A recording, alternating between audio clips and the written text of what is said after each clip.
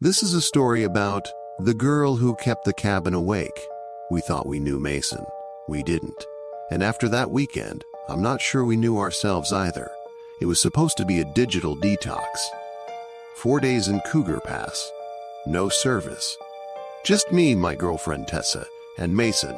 3 nights before, he called. I met someone, he said. His voice was practiced, like he'd rehearsed the words. Her name is Era, she's coming. Tessa asked to see a photo. She doesn't like photos, Mason said too fast. Then religious thing. Mason isn't religious, never was. The day we stepped into cabin, I remember Era quietly standing by the doorway, her eyes wandering but never meeting ours. She didn't say her name, and somehow the silence felt heavier than words. She just existed in the doorway, snow on her shoulders that didn't melt. She learned us. That's the only way I can describe it. First hour, she copied how Tessa tucked hair behind her ear. Second hour, she used my laugh. My exact laugh after I made a joke.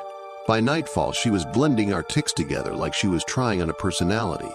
Tessa pulled me aside. Does she feel new to you? Like she wasn't here this morning. I'd been thinking the same thing, but Era had been there all morning. I checked my phone photos. There she was in the passenger seat. Except I don't remember taking that photo. The night's warmth was thinning, replaced by a strange current between us, restlessness, unease, something sour at the edges of laughter.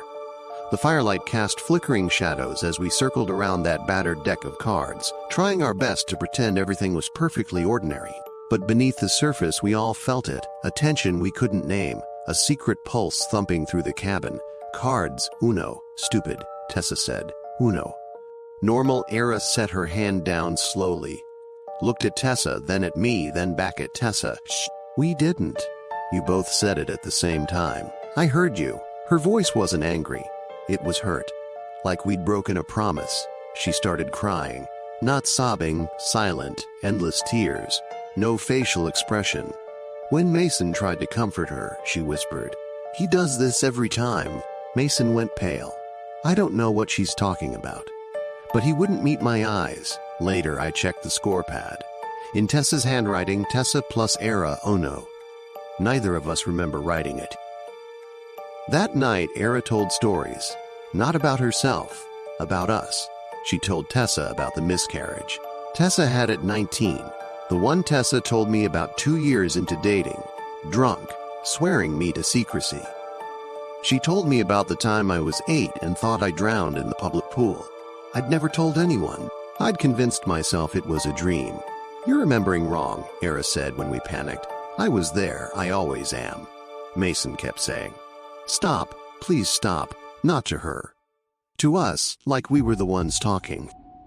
2:41 a.m., Mason woke us up. She's in our room, he said, standing. We went in. Era was asleep in bed, breathing normal. See, Tessa said. Mason started shaking. But she was. I swear she was right there. Era opened her eyes, didn't sit up, didn't move. Which one of me? She asked, then closed her eyes again. None of us slept after that. At 3:13 a.m. the power flickered.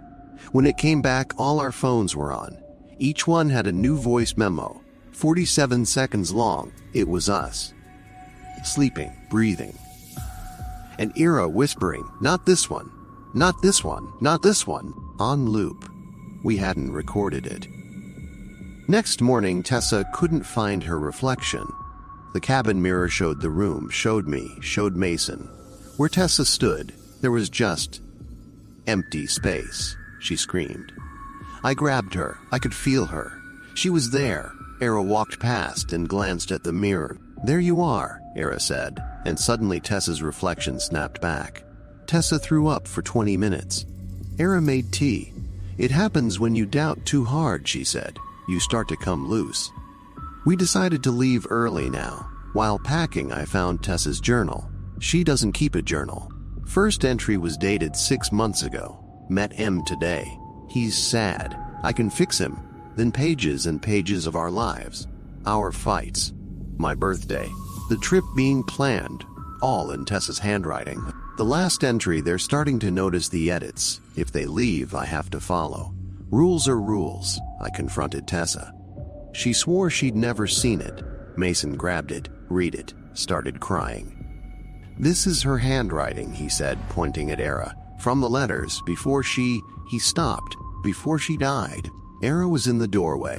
No, she said softly, before you let me die. The part that still haunts me. We left her there. We drove 6 hours without stopping. When we got home, Tessa's parents called. Tessa, her mom said. Sweetie, what are you talking about? You've been in Switzerland for the last year. Exchange program, you call us every Sunday. I looked at Tessa, she looked at me. Her phone's call log every Sunday, 26 minutes, Switzerland. She doesn't remember any of it. Mason checked himself into a facility that night. He keeps asking for Ira, says she visits, says she's almost done fixing it. I found one more thing. In my coat pocket, a folded piece of paper that wasn't there before. Me handwriting. Third try went bad. Prep the cabin again. He needs to choose faster next time. My final thought. I don't think Era was haunting the cabin. I think the cabin was haunting us.